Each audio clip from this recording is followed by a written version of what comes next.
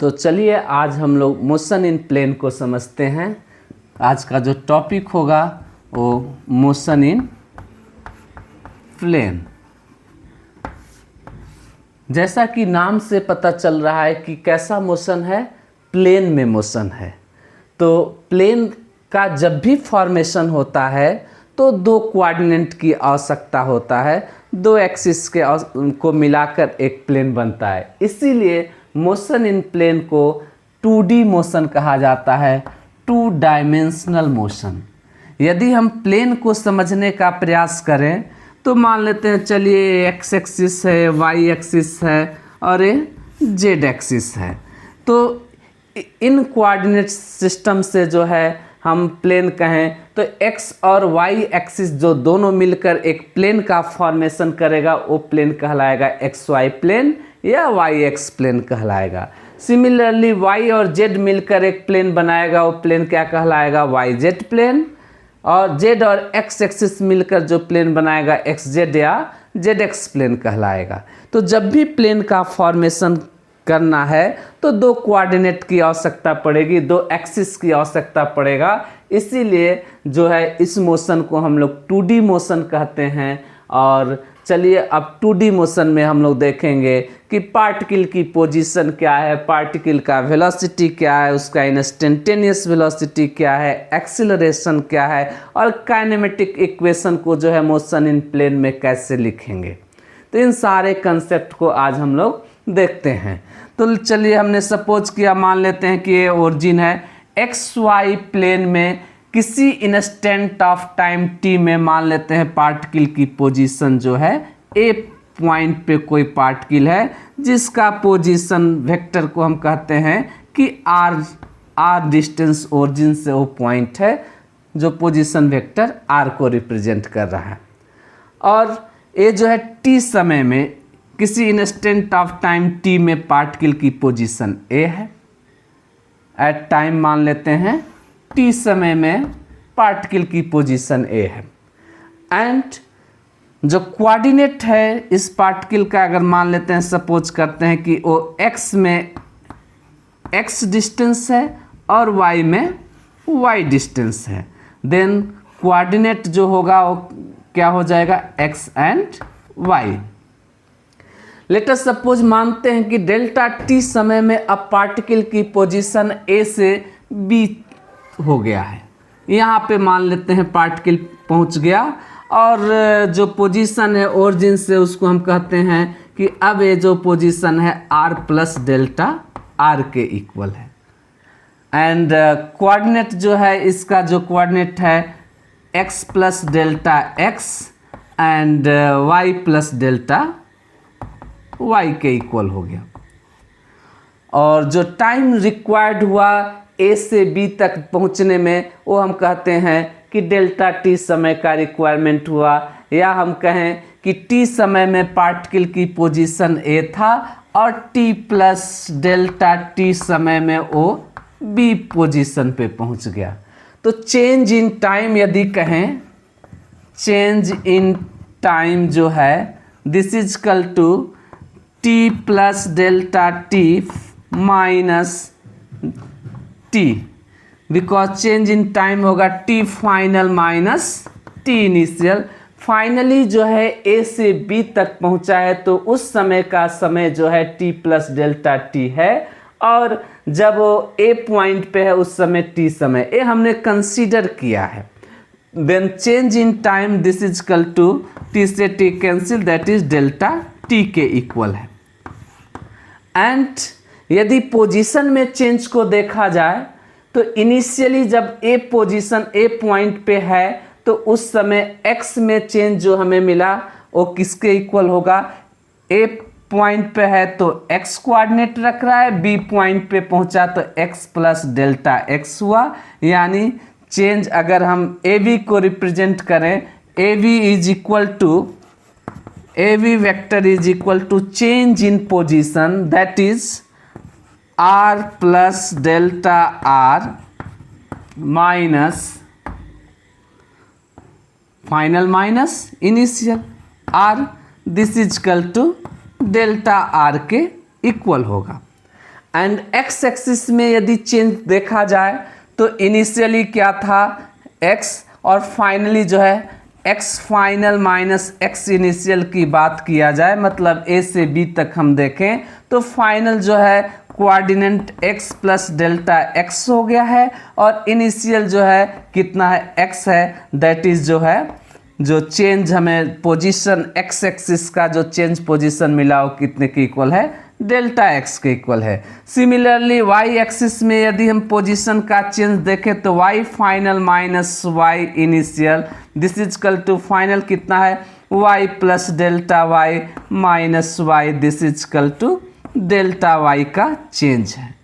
तो इस delta r जो ए बी के इक्वल है इसको वेक्टर रूप में लिखें तो x में मान कितना मिला, डेल्टा x का चेंज मिला और y में कितना है, डेल्टा y का चेंज है। तो वेक्टर रूप में लिखेंगे तो जब भी हम स्केलर को वेक्टर बनाते हैं तो यूनिट वेक्टर से मल्टीप्लाई कर देते हैं, तो x एक्सिस में वेक्टर मान होगा डेल्टा x इंटू आई कैप, क्योंकि यूनिट वेक्टर x एक्सिस का आई कैप के इक्वल होता है और y एक्सिस का यूनिट वेक्टर जो होता है j कैप के इक्वल होता है।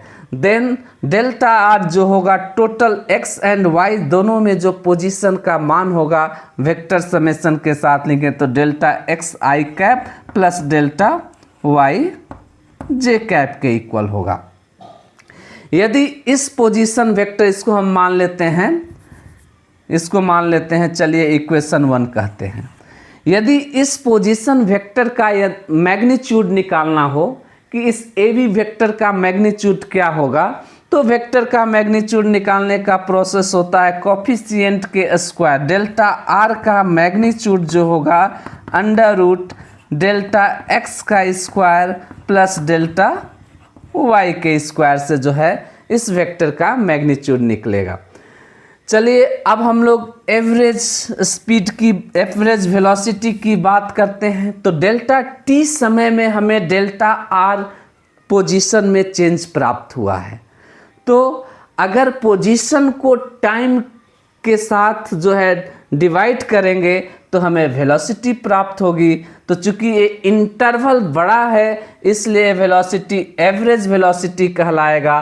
तो हम लोग चलिए एवरेज वेलोसिटी को लिखना चाहें तो delta R divided by delta T, this is equal to, इसको हम बोलेंगे V average and this is equal to किसके इक्वल होगा, डेल्टा टी से डिवाइड कर देते हैं इक्वेशन 1 को, then this is equal to delta X divided by delta T I cap plus delta Y divided by delta T J cap.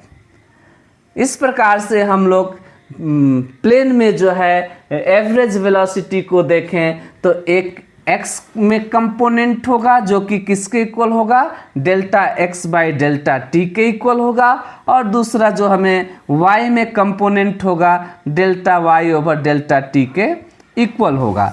चाहे तो इसे हम लोग इस प्रकार से भी लिख सकते हैं डेल्टा वी एक्स आई cap plus delta V Y जे कैप, और एक ऐसा है एवरेज है, एवरेज है और वेयर जहाँ पे where delta V x is equal to del X over del T and delta V Y is equal to del Y over del T.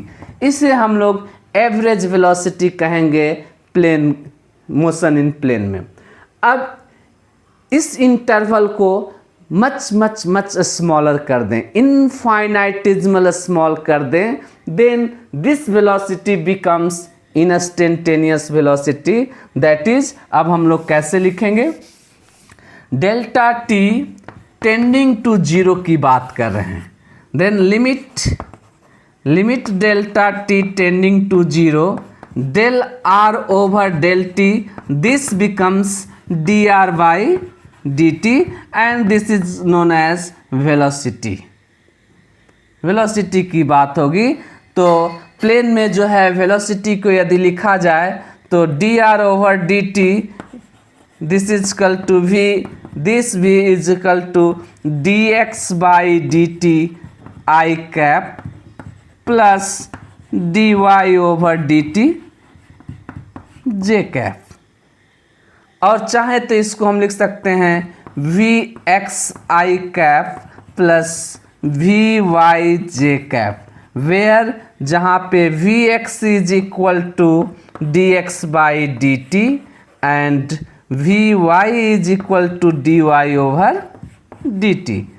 इस प्रकार से हम लोग देखें कि जो वेलोसिटी है या जो पोजीशन है, यदि प्लेन में बात किया जाए तो उसके दो कंपोनेंट होंगे। यदि एक्स वाई प्लेन में बात किए हैं तो उसका सर्टेन वैल्यू एक्स में भी होगा और सर्टेन वैल्यू वाई में होगा। वेलोसिटी में कहा जाए तो वी एक्स जो वैल्यू है D X by D T वह एक्स कंपोनेंट कहलाएगा और D Y over D T जो है वाई कंपोनेंट कहलाएगा। सिमिलरली यदि एक्सीलरेशन की बात किया जाए तो वी नो दैट एक्सीलरेशन जो होता है a is equal to D V by D T के इक्वल होता है। तो अब इस इक्वेशन को हम डिफ्रेंशिएट कर दें पुनः टाइम के रिस्पेक्ट में, तो दिस इज इक्वल टू जो हो जाएगा D V X by D T I cap plus D V Y divided by D T j cap and dvx by dt is known as acceleration in x-axis ax I cap plus acceleration in y-axis ay j cap और dv by dt जो है position से हमने calculate किया है plane में motion का, तो this is known as a। यानी अगर कहें कि प्लेन में कोई एक्सीलरेशन है तो उसका दोनों कंपोनेंट होगा, एक्स एक्सिस में x होगा और y एक्सिस में ay के इक्वल होगा, वेयर जहाँ पे ax is equal to D V X divided by D T and ay is equal to D V Y divided by D T. चाहे तो इसको हम लोग पोजिशन के टर्म्स में भी लिख सकते हैं, क्योंकि velocity V x is equal to D R by D T के इक्वल है। तो डबल डेरिवेटिव के रूप में लिखा जा सकता है। This is also written as X axis में यदि बात करेंगे तो D X by D T के रूप में लिखेंगे, तो D two X over D T square and x is equal to and ay is equal to d2y over dt square। अगर पोजीशन को हम दो बार डिफ्रेंशिएट करेंगे तो एक्सीलरेशन प्राप्त होगा। तो इस प्रकार से जो है मोशन इन प्लेन में जो है एक्सीलरेशन को भी फाइंड आउट किया जा सकता है। और इस एक्सीलरेशन का यदि मैग्नीट्यूड निकालना है तो this a is equal to जो होगा अंडर रूट ax का स्क्वायर प्लस ay का स्क्वायर जो है। तो कुछ ए बेसिक कंसेप्ट था वेलोसिटी, एक्सीलरेशन एंड पोजीशन को जो है एक्स वाई प्लेन में रिप्रेजेंट करने का। अब इसी कंसेप्ट को ध्यान में रखते हुए यदि हम काइनेमेटिक्स के इक्वेशन को लिखना चाहें मोशन इन प्लेन के लिए तो किस प्रकार से लिखेंगे उसको भी समझते हैं। तो काइनेमेटिक्स का जो तीन इक्वेशन हम लोग डिराइव किए थे, v is equal to U plus A T and s is equal to U T plus half A T square and v square is equal to you square plus 2as, where u is the initial velocity, v is the final velocity, a is the acceleration and s is the distance। तो कैसे हम plane की बात करें, इस फार्मूले को यदि फर्स्ट इक्वेशन को ही लिखना चाहें तो एक्स एक्सिस के लिए लिखेंगे तो we x is equal to हो जाएगा यू एक्स प्लस ए एक्स इंटू टी। सिमिलरली यदि वाई एक्सिस में वेलोसिटी की बात होगी तो v Y is equal to u Y plus A y into t. अब जो है हम प्लेन में बात करें वेलोसिटी का तो v बराबर वी एक्स इसको वेक्टर बनाना है तो यूनिट वेक्टर से मल्टीप्लाई करेंगे, V X I cap plus we Y J cap के इक्वल होगा। अब वी एक्स का मान कितना है, this is equal to you x plus A x T I cap plus जो यू वाई प्लस ए वाई टी जे कैप, ये जो है वेलोसिटी जो होगा प्लेन में होगा। तो काइनेमेटिक्स के फर्स्ट इक्वेशन को हम लोग इस प्रकार से जो है मोशन इन प्लेन में दर्शा सकते हैं। सिमिलरली यदि हमें सेकेंड इक्वेशन की बात करें, s is equal to U T plus half A T square को यदि रिप्रेजेंट करना हो तो x एक्सिस में x is equal to you x t plus half a x t का whole square, and y axis में जो distance को रिप्रेजेंट करेंगे s y is equal to u y t plus half a Y t का square.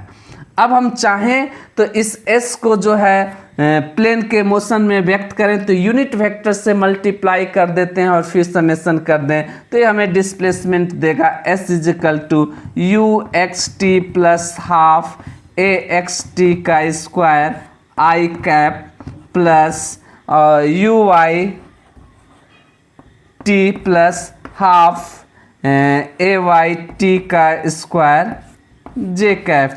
ये जो है distance को रिप्रेजेंट कर रहा है एक्स वाई प्लेन में जो है s is equal to U T plus half A T square. Formula को इस प्रकार से प्लेन में लिखा जाएगा मोशन इन प्लेन में। सिमिलरली यदि हम कहें कि जो फार्मूला था v square is equal to you square plus 2s, यानी v square is equal to you square plus 2s, इसको मोशन इन प्लेन में व्यक्त करने के लिए अगर x कंपोनेंट की बात करेंगे तो वी एक्स का square is equal to you x का square plus 2ax into s x. Distance को हम किस में ले लिए x में जो है। सिमिलरली y कंपोनेंट को लिखा जाए तो वी वाई का square is equal to u y का square plus 2ay into s y. अब इसको जो है हम लोग वेक्टर रूप में व्यक्त भी कर सकते हैं, यानी v का square is equal to v x का square i cap plus we y का स्क्वायर जे कैप। अब वी एक्स का मान वी एक्स का स्क्वायर कितने के इक्वल है, तो दिस वैल्यू के लिए तो इसलिए इस प्रकार से लिखा जा सकता है यू एक्स का square plus 2a x s x I cap plus we y कितने के इक्वल है, तो u Y plus 2ay into s y जे कैप के इक्वल है। तो इस प्रकार से भी square is equal to a formula हो जाएगा। तो ये कुछ बेसिक कंसेप्ट है मोशन इन प्लेन का, और हम लोग जो भी प्लेन में मोशन होगा या वेलोसिटी होगा उसको जो है कंपोनेंट में ब्रेक कर कर हम लोग निकाल सकते हैं कि उसका एक्सीलरेशन क्या होगा। चलिए एक एग्जाम्पल हम लोग सिंपल सा एक एग्जाम्पल को देखते हैं। लेट अस सपोज मान लेते हैं कि कोई ऑब्जेक्ट है एक्स वाई प्लेन में, यदि हम कहें कि u वेलोसिटी है और वो x एक्सिस के साथ लेट अस सपोज मान लेते हैं कि 30 डिग्री एंगल बना रहा हो। तो अब इस वेलोसिटी का मतलब u वेलोसिटी है, देन मोशन इन प्लेन की बात करेंगे तो u किसके इक्वल होगा, u is equal to you x I cap plus u y J cap. क्यों? क्योंकि x में भी इसका मान होगा और y में भी इसका मान होगा। तो x में कितना वैल्यूज होगा, तो इस वेक्टर को u को हमने इस वेक्टर से रिप्रेजेंट किया है, तो इसका दो कंपोनेंट में यदि ब्रेकअप कर दें तो मान लेते हैं कि चलिए थीटा है, थीटा के सामने जो है परपेंडिकुलर होगा, दिस इज इक्वल टू हो जाएगा u sine theta and this is equal to u cos theta and this is equal to मान लेते हैं ओ ए वेक्टर था, इसको b मान लेते हैं, इसको c मान लेते हैं। देन ए बी बराबर जो होगा A B is equal to O C के होगा। ये दोनों क्या होंगे, इक्वल होंगे, तो इसलिए जो y कंपोनेंट में इस वेक्टर का मान हुआ वो किसके इक्वल हो गया, u साइन थीटा के इक्वल हो गया। और जो x कंपोनेंट इस u का मिला वो किसके इक्वल है, u cos थीटा के इक्वल है। दैट इज, इससे हमें पता चला that is u x is equal to u cos theta and u y is equal to u sine theta. Then u is equal to क्या हो जाएगा, u इज इक्वल टू, अब इसको वेक्टर रूप दें तो i कैप से multiply कर देंगे, इसमें j कैप से मल्टीप्लाई कर देंगे, तो u is equal to you x की जगह रख दें तो u cos theta i cap plus u sine theta j cap के इक्वल होगा। यानी जो हमने एक्स वाई प्लेन में वेलोसिटी को u से कंसीडर किया था उसका जो वेक्टोरियल मान जो होगा वो किसके इक्वल होगा, u cos theta i cap plus u sine theta j cap, और x कंपोनेंट उसका कितना होगा u cos theta and y component कितना होगा u साइन थीटा। अब चलिए कि यदि हम चेक करना चाहते हैं कि क्या हम सही हैं, u का सही वेक्टर रिप्रेजेंटेशन है, तो u जो है मैग्नीट्यूड बता रहा है, इस वेक्टर का लाइन जो है मैग्नीट्यूड को बताता है, तो निश्चित रूप से कि इस वेक्टर का यदि मैग्नीट्यूड अगर हम लोग निकालें तो u के इक्वल होना चाहिए। तो प्रोसेस क्या होता है किसी वेक्टर का मैग्नीट्यूड निकालने का, तो कंपोनेंट का स्क्वायर करते हैं, यानी मॉड ऑफ u यदि हम कैलकुलेट करना चाहते हैं u वेक्टर का मैग्नीट्यूड, तो this is equal to under root जो होगा कोफिशिएंट u cos थीटा का square plus u sine theta का square, this is equal to जो हो जाएगा u स्क्वायर, दोनों में से बाहर निकाल लेते हैं u, under root sine square theta plus cos square theta, this is equal to 1 के इक्वल होगा, this is equal to u।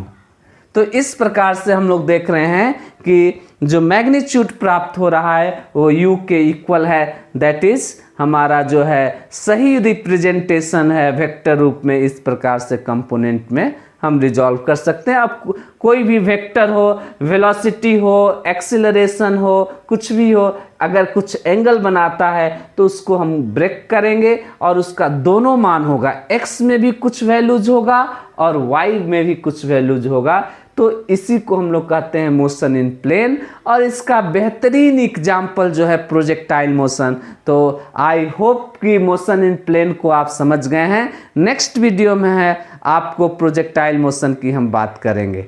Thank you.